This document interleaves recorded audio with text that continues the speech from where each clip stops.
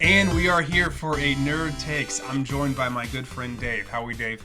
I'm doing good. How are you? I'm really good, especially about what we're about to try. So today we're doing a real quick one-hitter on the Old Scout 5-year. This is a store pick from Total Wine and More. You want to tell us a little bit about kind of where this is from? Yeah, so this is Smooth Ambler Spirits. They are out of West Virginia.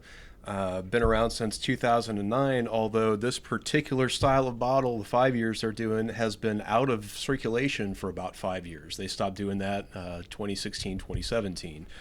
Unique thing about them is they actually do procure the bourbon themselves. They don't distill it, but they will find it from local brewer or local distilleries, bring it back, and put it in their own barrel aging process with West Virginia mountain water.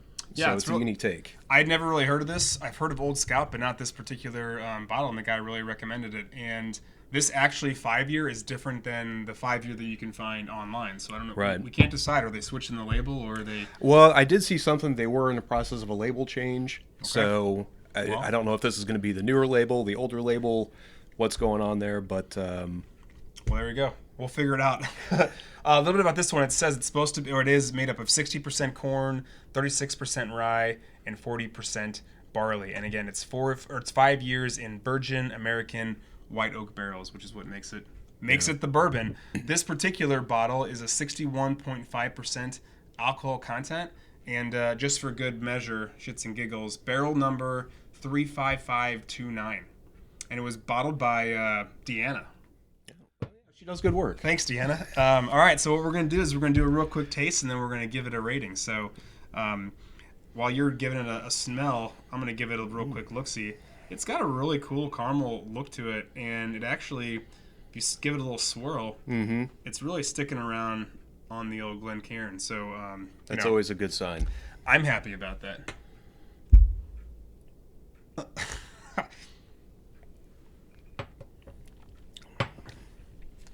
Initial thoughts. I like it. It's got a smell that would not lead you to believe it's a high proof. There's some sweetness in it. Maybe some little some smoky, maybe that white oak coming through. Yeah, I agree with you. It's actually got a really cool, it's almost got like a citrus smell to it. Yeah. A little bit of somewhat sugary. And the taste Maybe itself. some brown sugar. Brown sugar. Some brown sugar. Now with the smell, or I'm sorry, with the overall just like flavor profile, like it is not super alcohol-y. Like I'm not getting just a ton of like, hey, you're drinking hard alcohol. No, 120 proof. that's what's dangerous because this is I really enjoy the rye. We've talked about this before, and this is a very nice balance of the spices, and yeah, this is one that would get me in trouble in the course of a night. Well, let's talk about that Kentucky Hug. Like this, it is sitting around for a while. It's a nice permeating.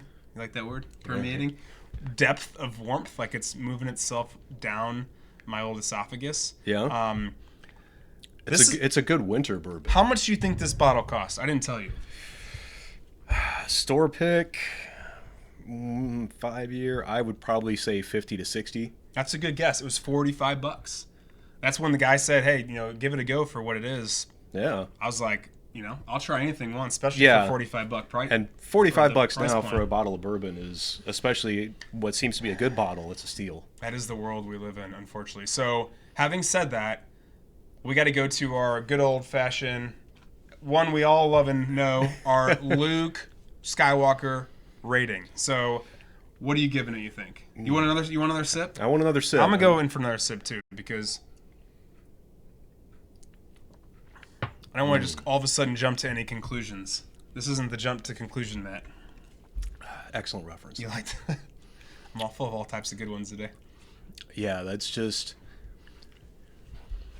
Sorry, you get that nice little that burst of spice on the tongue. Yeah. But like you said, it's that just kind of you get a nice coating of the mouth down the. Like I said, this is a great winter bourbon because you can kind of sip on it, warm up, and feel that work. But yeah, and I would say that like having become recently a proof whore and really into the high quality allocated stuff whenever I can find them, not as much as our friend of the show Pat. I think this would hold up. Like, this might be something in a blind tasting. I would give it a pretty high score. Yeah, and I'm thinking, just comparing it to the Mary Jane's Knob Creek, that is a pretty similar profile. Yeah, and that one's actually a little spicier. Yeah. So if you're familiar with the Knob Creek 120, that's what he's talking about. It's a store pick out of Springfield. So, all right. Cape, but yeah. I'm sorry, out of Cape. Whatever. It's fucking Hey, if you want another bottle, get right. west, south, I don't know, of St. Louis. All right. So having said that, Dave, give us your Luke Skywalker rating. I'm going to go You're a Little Short to Be a Stormtrooper, number 8. That's a pretty good score. Yeah. I'm kind of right there, but I'm going to actually go a little bit lower. I'm going to say the 7, which is the Dagobah Luke, but that's still a pretty solid score. 7.5 for something we've never heard of is... And I'm going to tell you right now, if this was $70, I'd probably go a little lower. Just because a $70 bourbon, you maybe want a little bit more complex flavor, but for $45, I would recommend this. I would say that weighed into the 8. It's like... I paid more for bourbon that I appreciated less. That's fair. Haven't we all? We've been duped by marketing. So thanks for joining us. Thank you. All right. Nerd Bites.